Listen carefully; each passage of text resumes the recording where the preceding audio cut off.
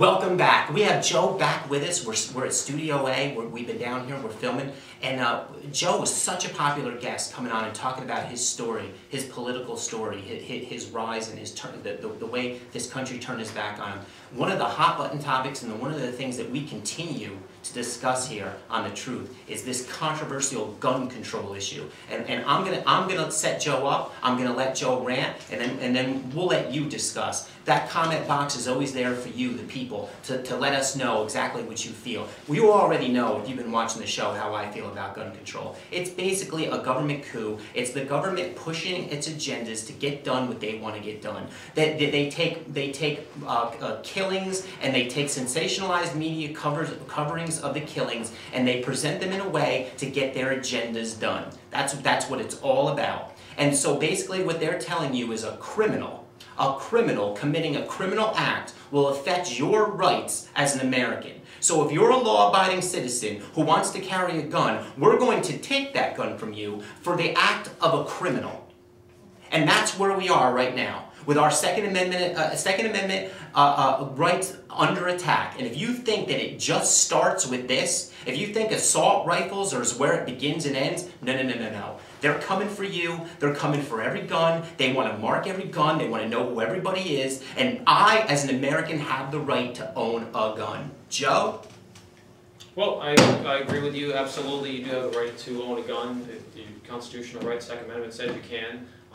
We have it also, of course, mentions the militias. The militias were, of course, designed for the American people to protect themselves against a tyrannical government that wants to take your guns.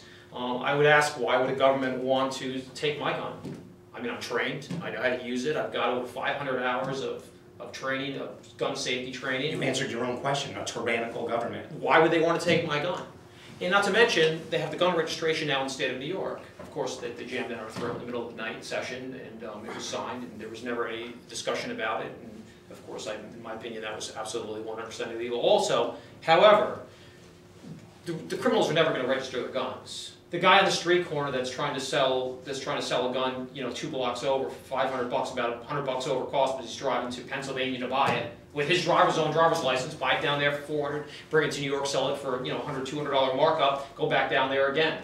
Buys 5 or 6 of them at a time. He's unloaded them. There's nothing illegal about that. He's selling them. I think they're called straw purchases. But that guy's not going to register his guns in the state of New York. All those people that are buying those guns illegally, they're not going to register their guns. It's only the law-abiding citizen that they're expecting to register their guns. Why would they want us to register our rifles? It's never been done before. New York has some of the toughest stringent gun laws in the city.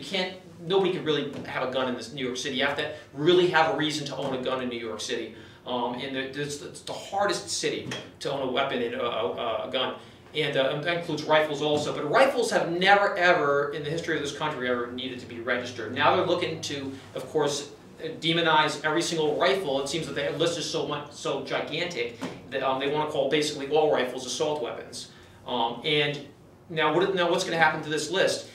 Anything that's obviously public records eventually is going to get out to the criminals. Now the criminals are going to know who has the guns. They're going to break into our houses when we're not home. They're going to steal our weapons, and then those weapons are going to go into the hands of other criminals, and then we're going to be defenseless. It's the way it works. It's a sick, sick policy. Gun control will not work. And the only gun control there should be is to keep the guns, if possible, out of the hands of mental patients. I think I saw it recently on the news, there were 7 faces up there. Every single one of those people were on medication, and every single one of those people had mental problems. They're the ones who should have been targeted to keep the guns away from them, not the average citizen that wants to protect their household. Joe, thank you. Now, when you talk about somebody who's here right now, this isn't somebody off the street that we grabbed. This is somebody who worked in politics and turned his back on the political game because of corruption. He walked away. He couldn't take it anymore. He was harassed. Here's a man who's standing up for and talking about our Second Amendment right. And I don't care if a magazine can fire 100 shots a minute. It's the right of Americans to carry firearms. And a law-abiding citizen will be able to control a missile launcher if they so chose. And the reason why Americans are armed is because if the government rises up, and don't think that's not coming, when the government rises up and chooses to oppress its citizens, at least we will be able to defend ourselves. I mean, for how long? Who knows? That they just passed a law that they can send a drone over the United States and take out a terrorist. Who determines who's a terrorist in this country? For God's sake! So now there's drones flying all over the United States, and we can't have guns. We're not going to allow this to happen. We're going to stand our ground. We can't do it alone. We need you. We need the voice of the people to stand strong. Like the old days, arm in arm and hand with the flag hanging high. Yes, and I was actually in the controlled militia. I was actually, the my commander-in-chief was the governor of the state of New York, not this governor, the governor before him. They trained us how to shoot, M16s and weapons. And part of it was to actually own your own weapon. You're supposed to have 300 rounds of ammunition because you're supposed to be ready. That's the whole reason for the Minuteman. So I'm not just a person that would meet in somebody's backyard on a Sunday and drink some beers and talk about shooting weapons. I was actually trained professionally by the state of New York. Doesn't matter. I've been to boot camp. Now, the same government that trained me to defend you, that I swore an oath to defend the people of this country and the people of the state, the same government's telling me I'm not even allowed to own the weapons that you people told me to buy. I spent a lot of money. It's not only to defend my home, to defend my property, to defend my family. It's also my investment. You've just taken away, you've made me an illegal person, and you've just taken away all my investment that I had in my weapon.